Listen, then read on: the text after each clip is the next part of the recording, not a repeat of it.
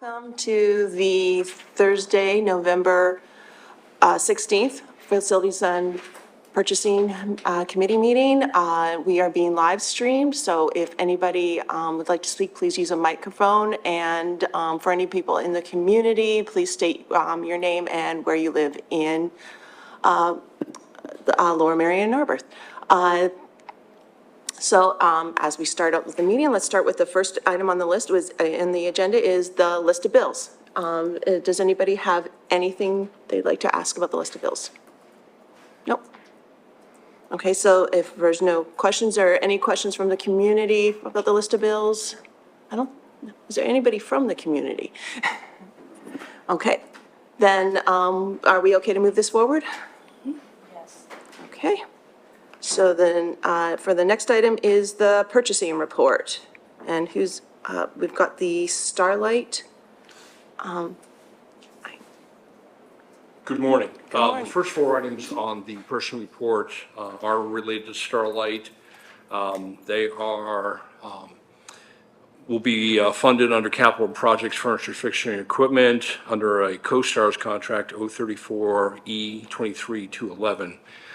This constitutes the bringing of Black Rock up to the equivalent of the other secondary schools for the theater operation and repurposing some of those items that were shorted and/or less than what we really wanted during the project into some of the secondary areas. So I'll go through the first four projects individually. It is recommended the pricing from Starlight for theater audiovisual updates be approved in the amount of $106,353. And again, this is the theater project. Secondary project, item number 2, library steps. It is recommended the pricing from Starlight for library step audiovisual updates under the CoStar's contract be approved in the amount of $10,564. The third project is the large gym audiovisual updates. It is recommended the pricing from Starlight for the large gym audiovisual updates be approved in the amount of $8,713.53. And the fourth project is for the small gym. It is recommended the pricing from Starlight for the small gym audiovisual updates be approved in the amount of $4,498. Are there any questions on the first four items? If you could just talk a little briefly about why we're having to update things for a brand new building, I would appreciate that. So the update from the project, we had supply chain issues with a lot of electronic items. There were certain items that never showed up from the contract that became credited to the contract. This is basically our bringing everything up from all the supply chain issues and supply shortages up to those standards. So we did get some credit for the things that were not delivered. The items that were put into the gym, into the theater to get us through the play last summer, they're going to be repurposed to lower critical areas, the two gyms, libraries there. The first project basically is bringing us up to what we really wanted in the original specs that didn't happen, of 24 Shure microphones, 24 belt and headset microphones, and the equipment that goes into the closet that brings everything up to that point. Those items that are going to come out of the theater, we're not losing, they're repurposing to other sites. So effectively, when we're thinking about the money, it's not like an additional spend, it's taking money from one pot and putting it in another, like we're spending it in a different way, if that makes sense. Correct, but we are getting higher quality stuff. Yeah, of course. So that there is an increase in pricing compared to what was put in the contract. But Okay. we're not losing the money that we spend in the contract. Right, okay, so it's not a sunk cost. Some of that credit could then be, when we're thinking about it, applied to the cost of this. Okay, thank you. I guess the way to think of it, this was the level of which it was originally budgeted for. Is that correct? Specified Yeah. from our ed specs, but not necessarily put into the acquisition of the furniture, fixture, and equipment budget from the capital project is separate from the subcontractor things. They put it in, but we buy the equipment. And what was available at the time to get things to have the school open were not up to the standards that the other secondary schools have. Okay. Did we rent some of this equipment? I remember we were renting some of the stuff for the theater. We had a line item to rent equipment if we needed, and because we were That's what it dealing was. with things, but that got credited back because we did not do the rental. Okay, thanks. Any other questions? Okay, and, I have one more item. yeah, So, the fifth item is a major roof placement at Gladwin Elementary. It is part of our capital plan that we've been working through for several years. This is a complete tear off and rebuild of the roof. It is going to be funded through both capital reserve and capital projects. We broke up the bidding under the KPN contract to look at some considerations of how we would fund this project. We are recommending that the pricing from weatherproofing technologies for major roof replacement in the Gladwin Elementary School under KPN contract Alpha 202012-4 be approved in the base bid and alternates 1 and 2, which would be a total of $4,387,596.62. Any questions on this project? Thank you. This roof replacement had been part of the long-term capital planning, but this is more than what we had originally budgeted, right? That's correct. The estimate was 2.9 to 3.5 was the estimate. I think the range we looked at when we did it. The transfer to capital reserve was 3.5 million. And how much of the increase is due to, just inflation, and how much of it is based on things we've discovered as part of the... So there's multiple aspects to it. It's inflation, the cost of the insulation board, which is a major investment in a roofing project, has gone up. And the current code is 6 inches of ISO board instead of just 4 inches, where, years ago when we had the capital plan, that was the code requirement. There's also been increases in labor costs, the chemicals and the tar, that data's all gone up with oil prices. So there is definitely inflationary impacts, but there's also code impacts that happen from where we originally had this in the capital plan years ago. Thank you. But do the bid alternates represent a change or a difference in the scope of the project based on things that we learned? That is correct. The base bid was the areas that we have had roof problems, most recently, the 2-story wing, the gym, the 3rd and 4th grade wings. The alternate 1 is the cafeteria and music hallway, and the alternate 2 was the auditorium roof and the kindergarten and 1st grade wing. Okay, thanks. So those alternates wouldn't have been included in our original capital planning? No, they would have been. Oh, okay. Again, we broke up the KPN contract bid to look at what is the aspect. If we could only do things under capital reserve, we would have reduced the scope, would have had to go back and redo it. We are recommending doing the entire roof as one shot, so we won't have the mobilization costs and any other future escalation of material costs. Gotcha, thank you. So really what we're looking at is the difference between our original estimate now, and aside from maybe some underestimation or something like that, is largely due to inflation. Yes. Okay, thank you. Can I just ask when that estimate and the transfer to cap projects happened? Well, that was back in the springtime, May. We talked with the finance committee, we went through all the transfers, and the board then approved the transfer in June. Oh, okay, so I was thinking about it, might have been earlier into No. COVID times, but okay, thanks. And I think one other thing, Ken, if you could address, I think when we did the Penn Valley roof, we had an change order for spouts, and so should we address that? That's being addressed in this bid also? Correct.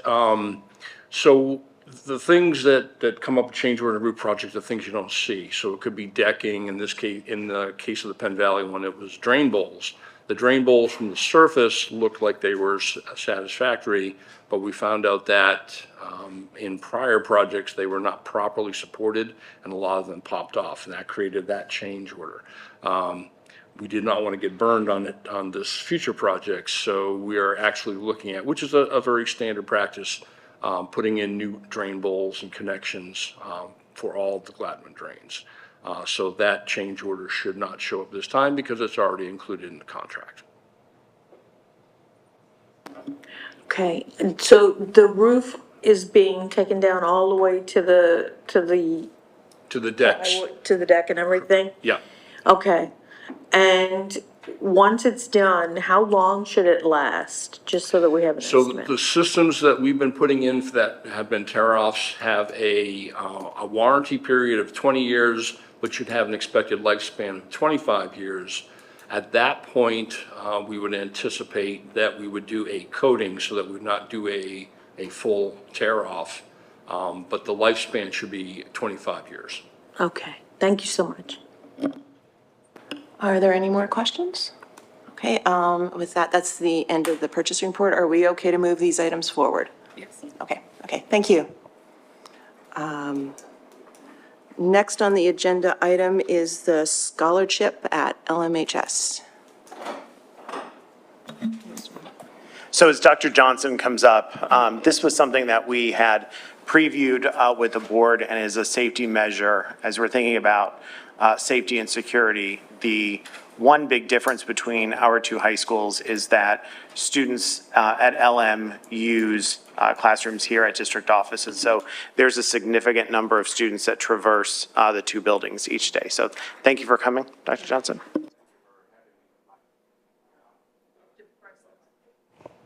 First time. Thank you for having me. As Dr. Yanni said, having been the principal at Lower Merion for 2 years, and having spent 8 years at Harrington High School, noting that there are some differences in our campuses and how we function, we really wanted to have a system in place that will help us to fortify our campus in terms of safety and security for students and staff. And therefore, we started an investigatory process of looking at systems that would be helpful in doing that. As many of you know, we started a general plastic ID initiative last May, which was successful in initial implementation, but like masking, we found it to be very challenging to keep track of those IDs. Students were willing to bring them into the school environment, but keeping them on lanyards, ours are bright green, probably not a great decision in that regard, but we found that the plastic IDs were helpful, but not ultimately as beneficial as we would have liked them to be in terms of the safety and security pieces. So we started that process and looking at several systems that we thought would help mitigate those things and help us to fortify our campus. And scholarship was the system, after vetting through several different options, that we thought would best do that for us at Lower Merion High School. Questions?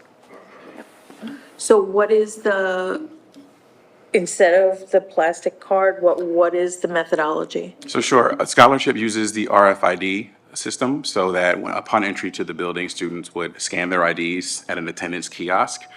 Those kiosks would be operated by, campus aides or other staff members.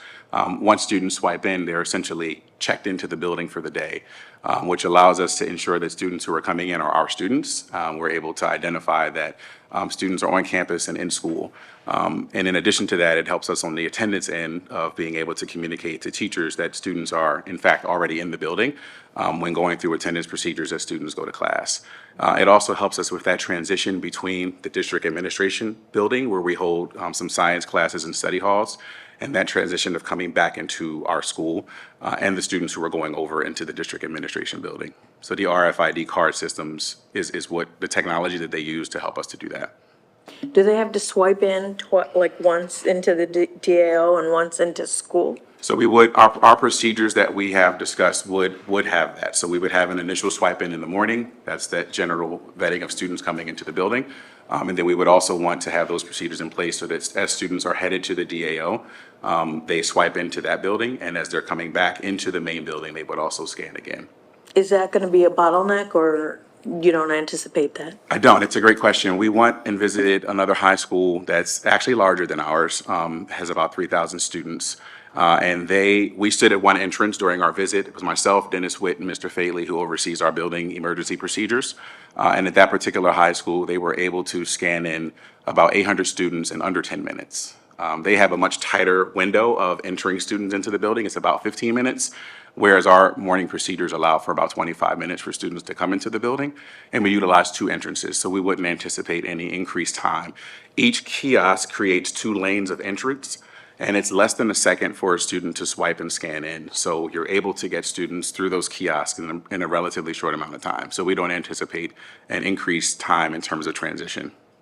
Okay, and then what if a student forgets their ID that day? Sure. What's the procedure? Very good question. So at each door, at the Kobe Bryant entrance and the main entrance, we anticipate having 2 kiosks. Since each kiosk creates 2 lanes, we would have one lane that is just for students who don't have IDs so that they can punch in their codes. It just works through their student ID numbers. So if students don't have their ID, they would have to go to a particular lane. And in that way, we don't slow up the other lanes where students are able to swipe. So that may create a little bit more time. But again, that process is procedures that we are borrowing from the school that we visited. We saw that it worked really well. Great, thank you. You're welcome. Subi, you asked most of my questions. I will tell you that we had a setup similar to this in my high school when I was growing up, and we had over 5,000 students, and it was just a thing you did. It didn't take much time at all. I will say one thing that worked exceptionally well for us is that the system we had played like a little instrumental of Happy Birthday, the Beatles' Happy Birthday, on your birthday when you swiped in, and everybody like knew it, and it became this thing, and it is such a silly little thing, but it created so much buy-in, and everybody was like, so like, if something like that is available, the amount of buy-in from little things is pretty key. So my big thing was what happens if kids forget it. So this isn't gonna be a thing that kids have to wear on them. They can just have it with Correct. them. So one of the things that I thought was important last year was getting some feedback from students, obviously, on how they felt about implementation. And Right. outside of the general, like, I don't want to do that because I've been in high school for 4 years and why would this be a Yeah. change? The other feedback we had was, we didn't like the bright green lanyards. Why did we have to do that? Could they be other colors? Could we do something more with the IDs other than just wear them on our person? And so in looking at the procedures in every other high school that uses scholarship or a system like it, none of those schools require students to keep them on their person throughout the day. They are required to bring them to school, much like they do their laptops. And so we would mimic similar procedures. We don't see a need for students to adorn them throughout the day. Great. Some students will. I still have students now that are wearing the IDs. We distributed last year because it just sort of formed a habit. But we wouldn't require students to wear them all day. We would just ask that they have them available. That's great. I just didn't want another stream of potential ways for a kid to get in trouble over something that is kind of not as consequential. So that sounds really good to me. Thank you.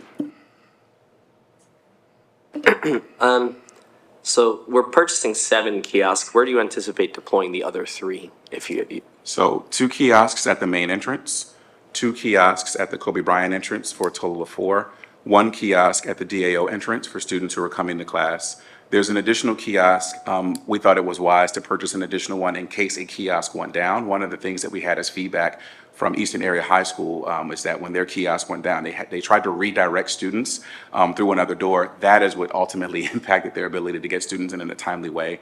And then it was recommended by our information systems department that they would have the equipment as well, so that if we as a district have software updates that need to go through, they'd be able to test it on that equipment that's in their office to make sure that it doesn't impact our ability to use the software and hardware appropriately in our building. Gotcha. Shout out to George Frazier. And does each kiosk require a staff attendant? Correct. So you need to have. Yes, each kiosk requires someone to be standing at it so that they can see, as each student scans, their name comes up, their picture comes up, it's pulled from Power School. We do have the ability to play a jingle for birthdays and other notifications. But yes, we would have to have someone at each kiosk. Gotcha. Thank you.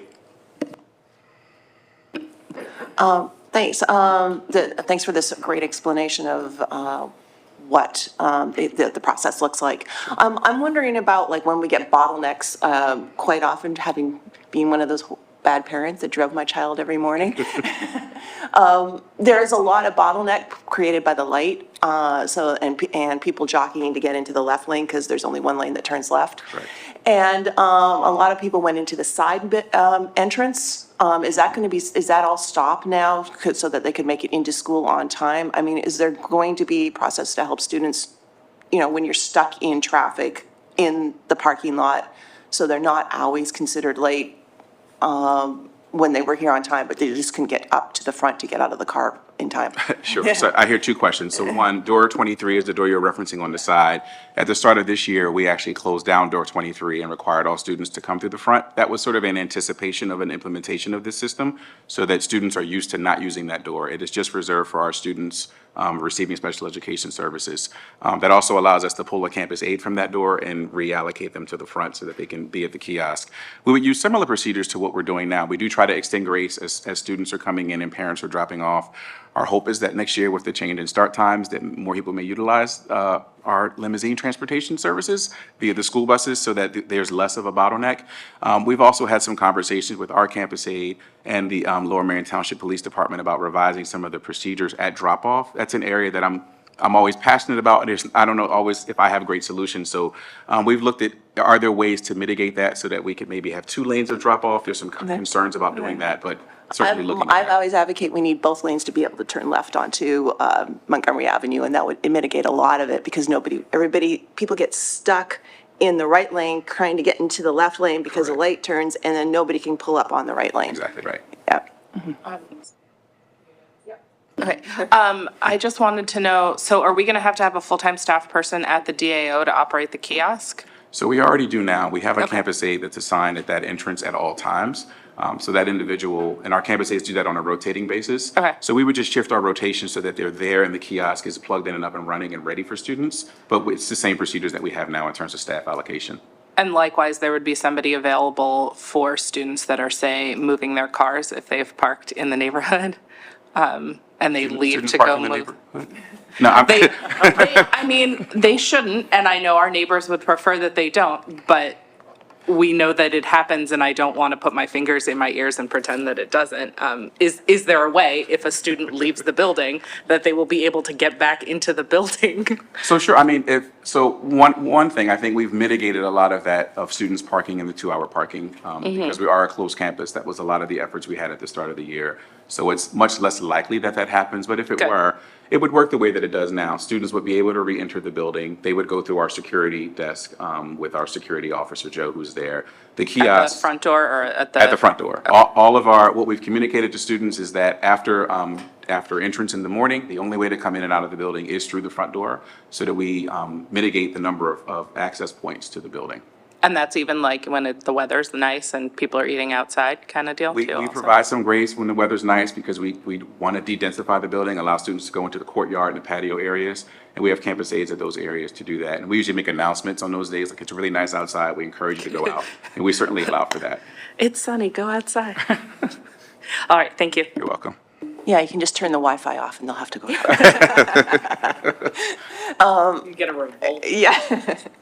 And I was just wondering, you were mentioning the security, and I was wondering, like, when a student loses their tag, this does not open any doors. This is just an attendance thing that that's saying you're Correct. in the building. You're right. The RFID system only works with the scholarship kiosk. It only impacts students scanning into the building and students who are coming in late. It only works with that system. It wouldn't impact our doors. And the students are being told, like, what the process is if they lose their card and how they Correct, have it. yes. Because I'm guessing you want to have this reported right away Absolutely. with this type of system. Yeah. Absolutely. Okay.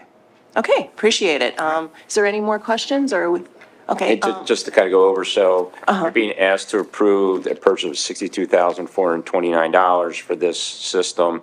There's one-time purchase for the machines and the professional service. I think it's around 45,000 or so. And there's a 1-year subscription every year in addition to supplies. And then just going forward, there's going to be actually, subscription, renewals.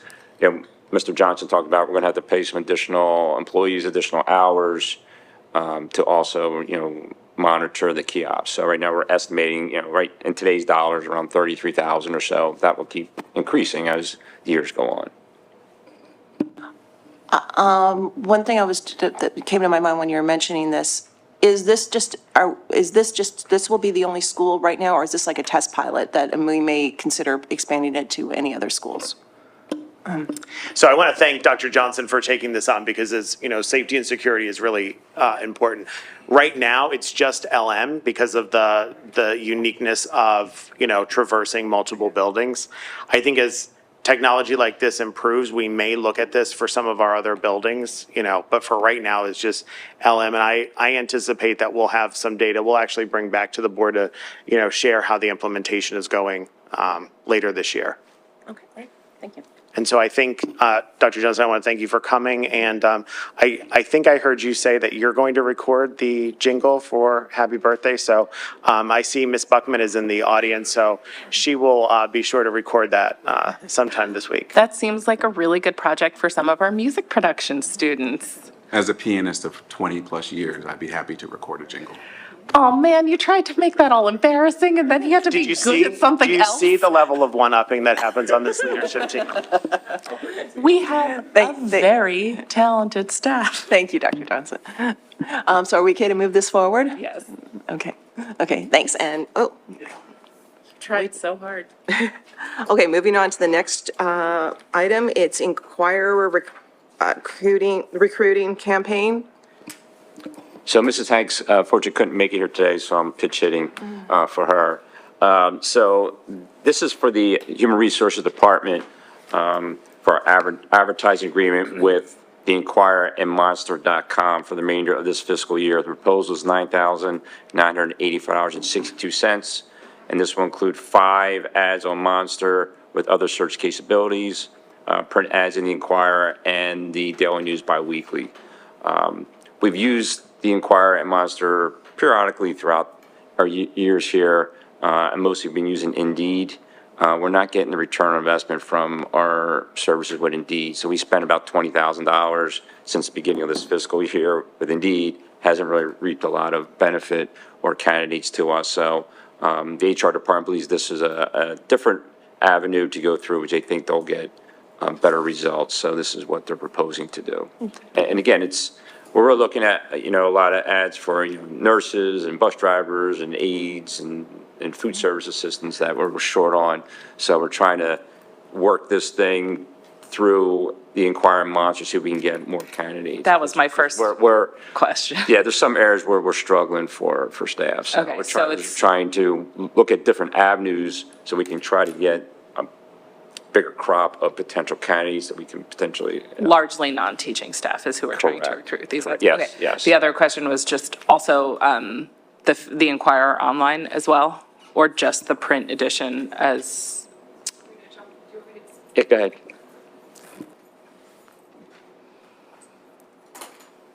So hopefully this isn't a conflict of interest, but before I worked here, I worked in the marketing department of the Inquirer. Oh, okay. So I'm pretty familiar with their advertising campaigns and actually helped connect HR with their sales department. Monster is the online job targeting advertising end of the InquirerandPhilly.com. Okay. So they have social ads that'll show up in people's feeds, you know, if they fit certain demographics and things like that, as well as the electronic ads on the Philly.com or Inquirer.com now website. So it's a multi-channel advertising campaign. Perfect. And I will take this opportunity to say for anybody watching at home, we're hiring bus drivers. We have raised our pay rates. We're very competitive. We have really good benefits and a bonus structure now. And if you or anyone you know has or is willing to get a CDL with an S certification, please apply to drive a bus for us. We're a great place to work. Any other questions? So I just noticed that on the, quote, the proposal, it says Bala Cynwyd, PA 19003. I don't know if that makes a difference, but No, I think it's just typo because the zip code's 19003. 19003. Yeah, we'll get that changed. that's all I had. Any questions, Peter? No? Okay. Are we okay to move this one forward? Yes. Okay, thank you. And then moving on, rate at school is the next item.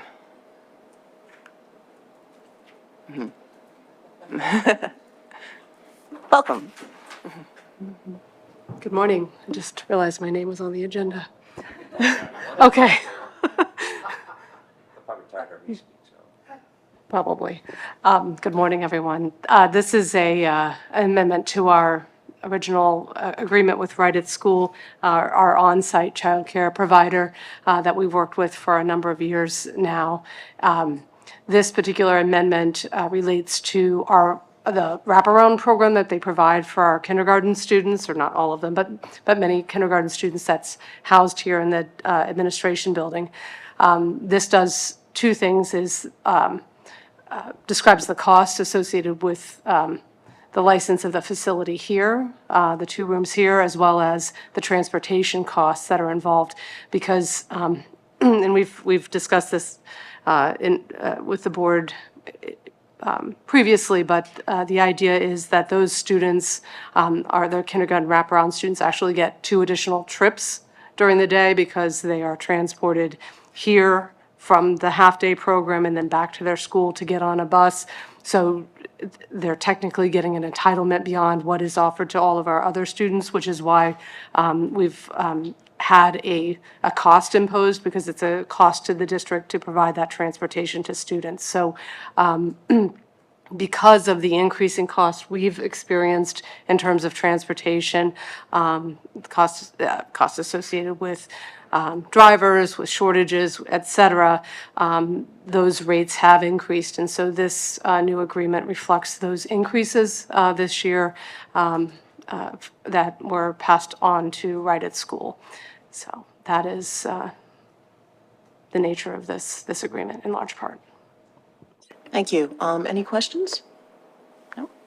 Okay, Maybe different but slightly related question. Have we had discussions with Right at School about how agreements like this would change if and when we go to a full-time kindergarten program next year?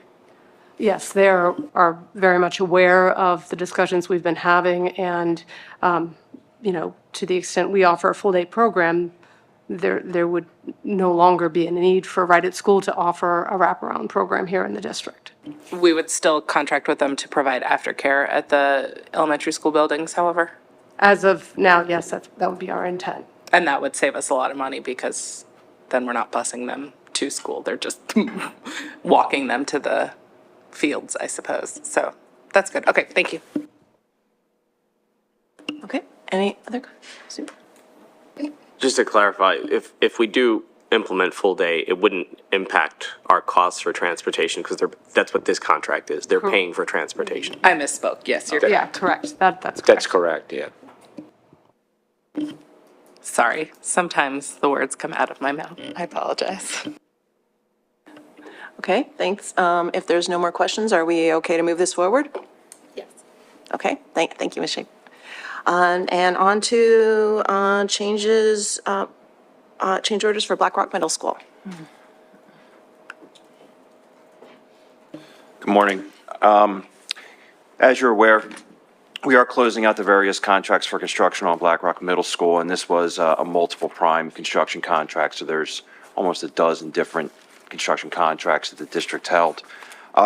We continue to close these in terms of the accounting.